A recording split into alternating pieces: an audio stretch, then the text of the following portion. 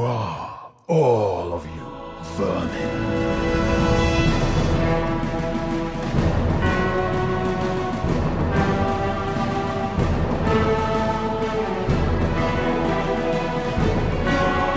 How would you describe the single most cool moment you've played so far in the game? It's actually, if you look in the trailer, it's in there. It's probably the Scarab fight is one of the coolest things. There's a lot more we haven't shown, but that's the coolest one I'm prepared to talk about right now. Fighting the Scarab is really entertaining. I think that the people who enjoyed Halo 1 are going to have a much better time with Halo 3 maybe than those who complained about Halo 2. It's a nice blend of what was best about both games, and well, I wouldn't say we've gone back to our roots exactly, but certainly the combat feels really balanced and really well thought out, and the Xbox 360 just lets us put a lot more things on screen. You saw the combat yourself. It's pretty intense, and that's one of our smallest, most confined, and, you know, relatively quiet levels.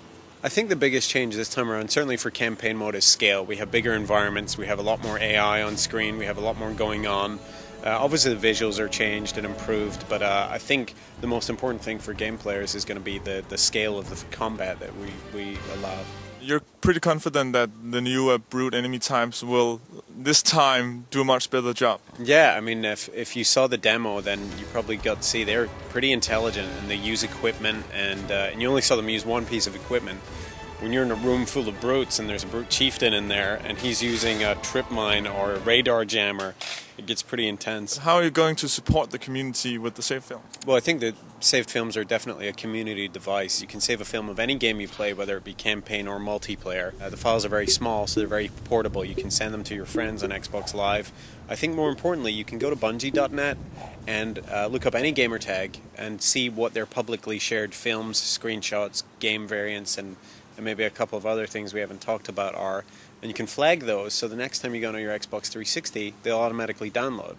So there's no disconnect between your online experience on your PC and your online experience on your 360. You can sort of share the two interactions. Are you guys planning to do some kind of pick of the week with both save films and game modes and stuff like that? Yeah, we have a section called Bungie Recommends, which you're going to see in your Halo 3 UI, and it's also going to be highlighted somewhere on Bungie.net. We're going to pick the best things from the community, the most exciting new game types, the most fun movies, the best screenshots, and we're going to recommend all sorts of things. And again, there's a couple of items that we haven't talked about yet that are going to be a big part of Bungie Recommends. What do you think people will feel when they finally end the trilogy? I think that people who were upset that we had a cliffhanger ending in Halo 2 hopefully are going to retroactively look back at that cliffhanger ending and think, yeah, I'm glad there was a cliffhanger because everything got resolved so satisfactorily here, so we're looking forward to that. And you're pretty confident that Halo will be the best shooter out there when it's released? No, we would never say that. It's going to be the best Halo that we've ever made for sure. And I think it's safe to say it's the best video game that Bungie's ever made. It really is fun. I've been doing demos since we got to E3 every half hour on the half hour, and every time I do that demo something new happens and I find some new cool feature that I didn't notice before, or some Jackal sniper hidden somewhere I didn't see before, and it's genuinely fun and entertaining to play through even the same 5 minutes over and over again like Groundhog Day. There won't be a single player demo for the game at all. The multiplayer beta was probably the last chance people are going to have to play it before they get to buy the game in stores. You know, we have too much work to do polishing it and fixing bugs and taking care of the last minute details to invest that much energy on making a single player demo, but we think it'll be worth it. Okay, thank you very much for your time and good luck with the rest of the game. Thank you. Appreciate it.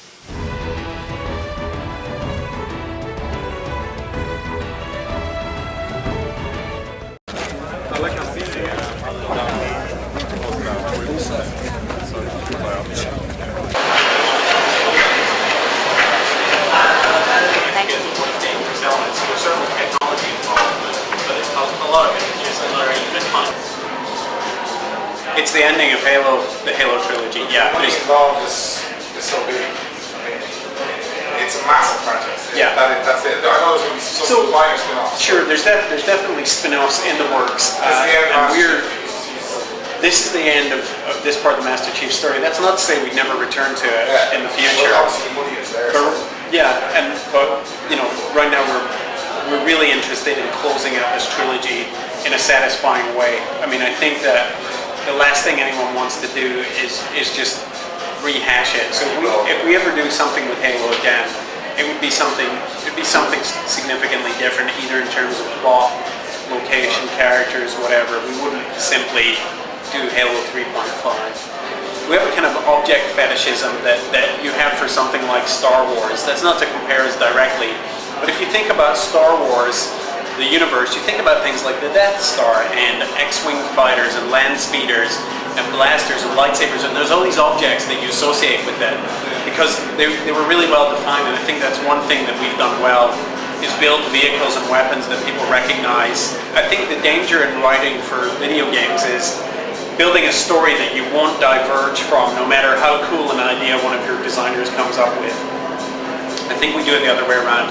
We have a set of characters, a set of events that we want to bring to a conclusion. So if a designer comes up with a new vehicle and says, I have this crazy new vehicle, we need to incorporate this into the level, it's going to be really fun, it's child's play to write that into the game script.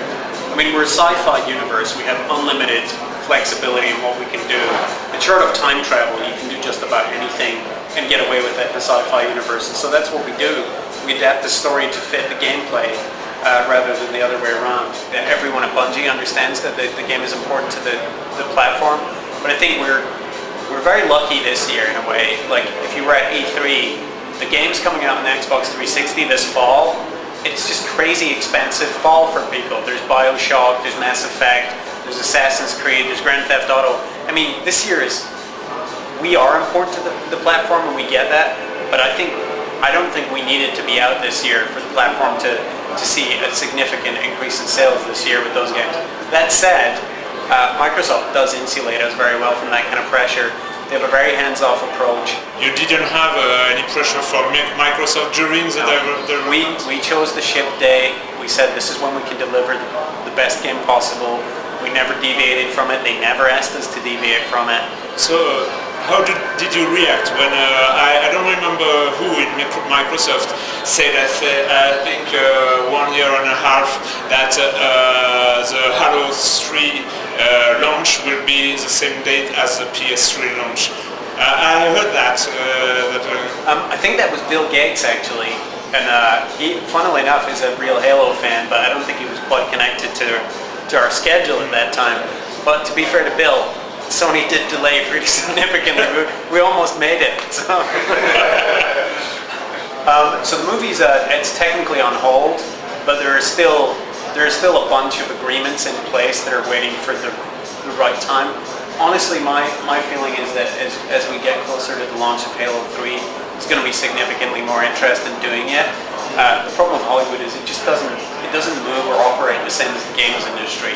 And you put those two industries together, sometimes they're at loggerheads with trying to make the deal and the timing and the creative work, but I really think it's going to happen. It's just a matter of when, and of course we have to have the best partners, and we have to make sure that it's not just another B movie, quick turnaround license. When we do it, it needs to be as big an event as the game, and there's several ways to approach that. So we'll see. So we will be working on downloadable content for Halo 3, and it'll be the kinds of things that you expect. Again, there's some announcements we haven't made yet. Some stuff leaked recently, but there's elements of Halo 3 that will make it'll take people longer to get bored of maps, put it that way. But we are going to be working on downloadable content.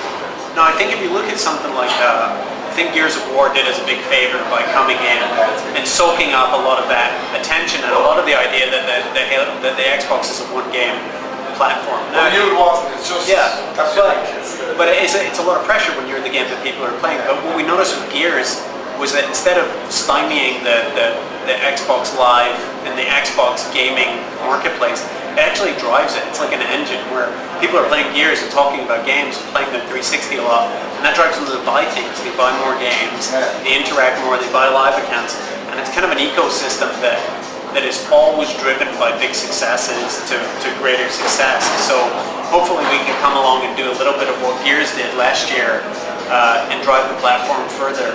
Because the one reason we do want massive success on a large scale is just so we can have more people playing our game, and that drives the game's ecosystem, because the game requires a lot of players to be enjoyed properly. It doesn't require millions, but a couple of 100,000, you have a beautiful system. Any bigger than that, it's just gravy. So. Great. All right, cool. Thanks, guys. Thank you. Nice to meet you all.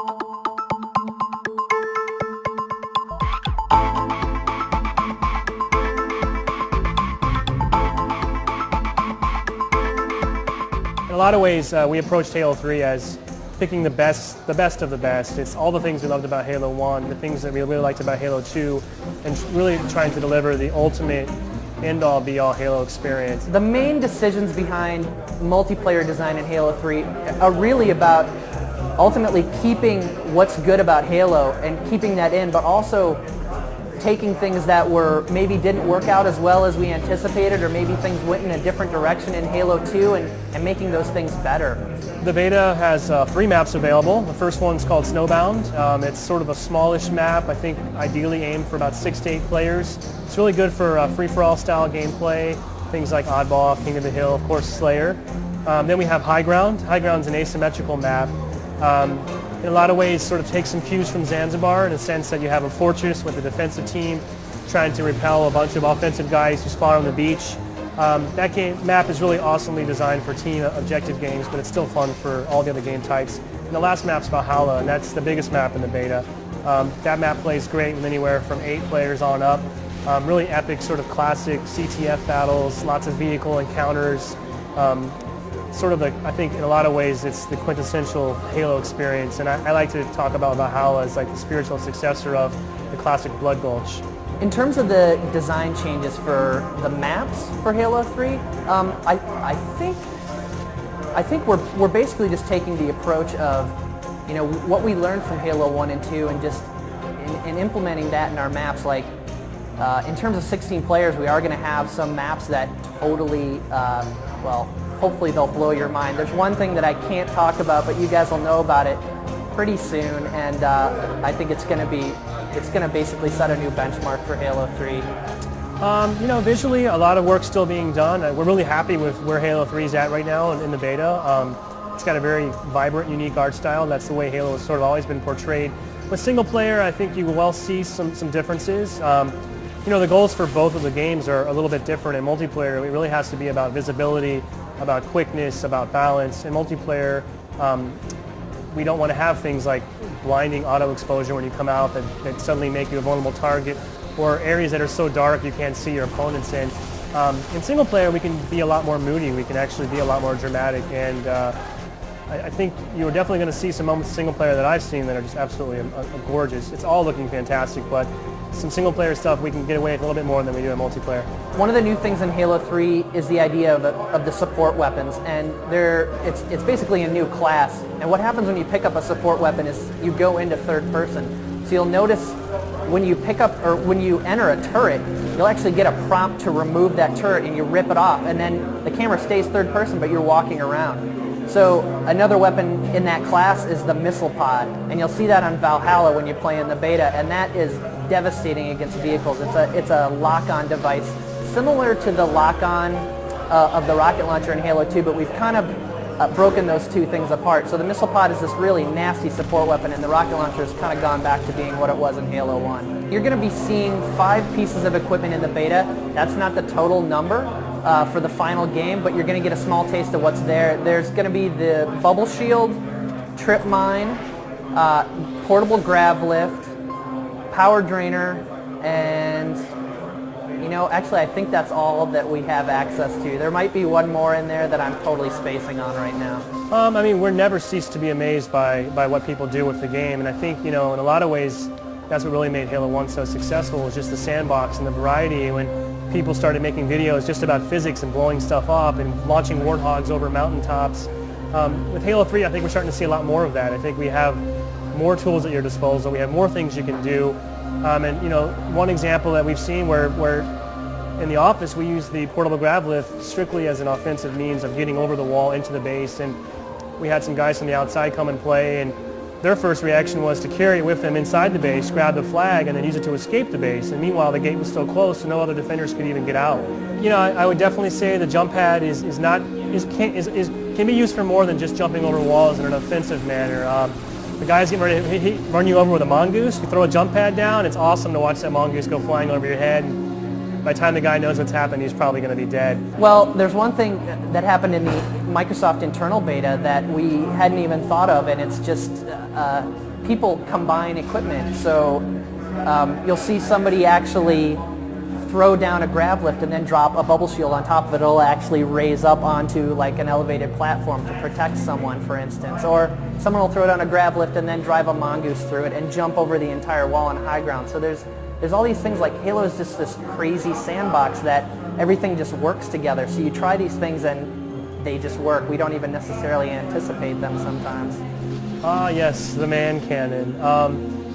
It's super hard to do, but we actually have pulled this off in real-life game scenarios where there's conveniently there's some fusion cores located right above the man cannons on the Valhalla, and if you get lucky, you can knock them off into the chute, and if it lands on top of a fully loaded Warthog, you can actually take them out. And I have done that, but unfortunately it was my own teammates, but it was still kind of fun. I think the first thing people usually try and do, and we've noticed this when we've had press play the game, is they try and drive a vehicle through it, and of course you can. So, anything that is physical and interactive, you can use with the man cannon. So, you jump into it, you can actually toss grenades, and grenades will be influenced by it. They'll actually fly way out. And even today, for the first time, somebody actually was experimenting with picking up a weapon and dropping a spare gun in there and sending it out to reinforce their midline defense. Yeah, the bubble shield is one of the equipment offerings that we have in Halo 3, and we kind of teased that last December in the Starry Night TV ad where, Master Chief in full CG glory threw the shield down. Everybody was like, what the heck was that? That we were sort of planting the seeds back then. The shield basically, once you pick it up, you activate it by pressing the X button, and it creates a temporary impenetrable shield around the player. You can't shoot out, but they can't shoot in. It's really great in the pinch or if you're trying to capture a territory, something like that. Once the shield's up, nobody can actually attack you, so obviously their next choice is to charge because you can actually walk through it. So a lot of times it's kind of fun to sit inside the shield with a shotgun and just wait because the range is about perfect. So the second they get inside the shield, it's usually a one shot and they're dead. But with Halo 3, your spare weapon is now exposed on your back. So a smart opponent will recognize that and not come inside the shield. They'll wait for the shield to drop. Also, the bubble shield can be super useful in a lot of different scenarios, especially in territories. When you're trying to capture that territory, nothing better than you and two teammates held inside an impenetrable bubble. It's a great way to sort of capture a territory as well. There's one new vehicle available in the beta, and that's the human ATV. We call it the Mongoose. I'm sure a lot of people know about this. It was kind of talked about quite a bit that it didn't make it into Halo 2. It's in Halo 3 now, and it's awesome. It's a nice counter to the Warthog actually, because it's small, it's fast, it's zippy, it can get you around the map really quickly, and you can throw a guy on the back, so it's really good for flag returns or just getting somewhere else in the map really quickly. Yeah, the assault rifle was really something that Jamie, our design lead, really has been working hard on. With Halo 2, it turned into a game about dual wielding where everybody had an SMG and your immediate sort of first thing you want to do when you start the game was grab another gun that you can dual wield because, an SMG is it's pretty much useless, right? So we used to call internally, sort of before it was really the assault rifle, it was called the Ultimate Spawning Weapon, or USW, and we didn't really know what it was going to be or how it was going to look, but the goal was to make a weapon that you would spawn with that was fun, it was effective, it was fair, but not so powerful that it turned into a game about headshots like the Halo 1 pistol, but not so weak that it turned into a game about dual wielding and sort of the pray and spray mentality that a lot of people have talked about for Halo. So I think that's really how the assault rifle came to be, and then it just kind of made sense to make it modeled after the original classic gun. It just sort of all fell into place. Most of the Bungie team would view the Halo 1 pistol as a broken weapon because really it's overpowered, it's not balanced, and I've had as much fun as everybody else sniping people in Blood Gulch for hours on end, but I think it was a really one-dimensional aspect of the game, and it turned the game into nothing more than pistol headshots, and I think for that matter, a lot of us don't really we don't love it as much as we know a lot of the fans do. Yeah. Hey, I'm Lars, multiplayer designer at Bungie, working on Halo 3. It comes out this fall for the Xbox 360, and Halo 3 is gonna rock your ass.